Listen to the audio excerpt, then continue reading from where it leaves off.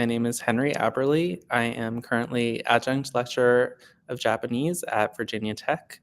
And yeah, I teach our elementary Japanese courses online.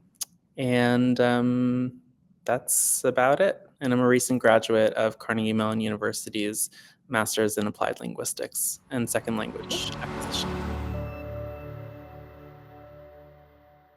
Sure. Yes and no, I guess. So, I mean, both Carnegie Mellon and Virginia Tech are huge institutions. So, lots of different departments and programs, some more on the technology side of things, and others like my side of things, more like language education and teaching. Depending on where you are, yes. In my field. My interest is in sort of bridging that gap and bringing VR or XR technology more into our educational practices and the classroom. So I created a virtual experience where you get to play a traditional Japanese card game called Karuta. So right now, depending on uh, where you're learning Japanese and who you're learning it with, you may come across this game, but it's not widely taught.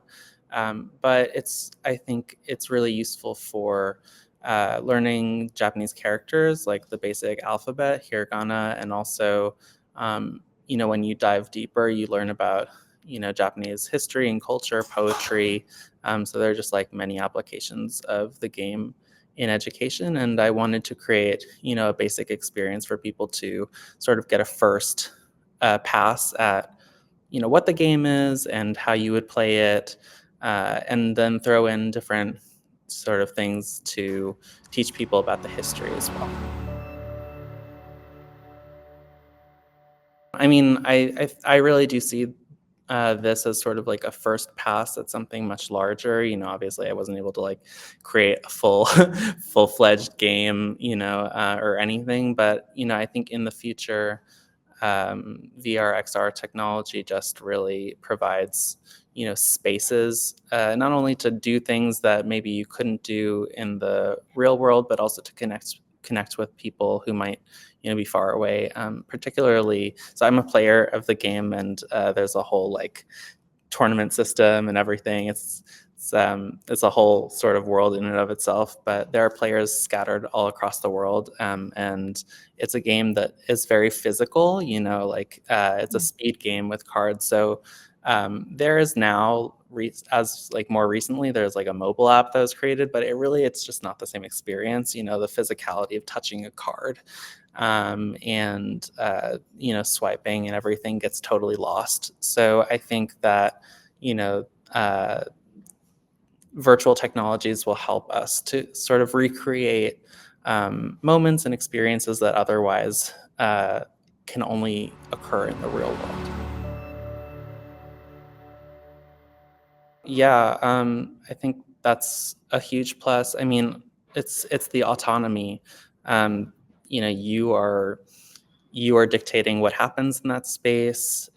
You also get that sort of fulfillment of creating something that's completely yours, or in a small team. And I think that that you can personalize it in ways that otherwise you can't, which can be really frustrating, especially for something like what I'm trying to do, which doesn't really uh, it's it's like this game, at least in particular, like is not in existence currently in any sort of virtual spaces. So something as simple as a card that has kind of Japanese characters on it, and it's like I had to create some of those assets completely on my own. And so uh, having uh, in sort of other cookie cutter, you know, um, marketplaces, for example, that's not necessarily feasible.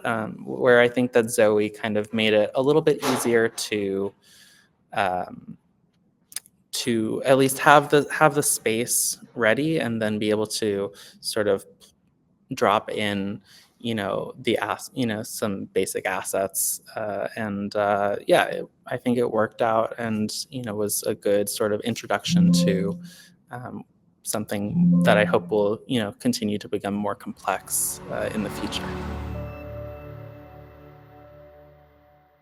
There's only so much that you can sort of learn by reading things and viewing other people's experiences, but VR, especially in the current format that it is in, you just have to kind of like get in there. And even if it's just, small, putting the headset on for the first time, or, doing small things in a headset, and logging on to Zoe for 5 minutes, it's like those little things add up. And I think that's another barrier that the industry will continue to address, is like the accessibility of this technology.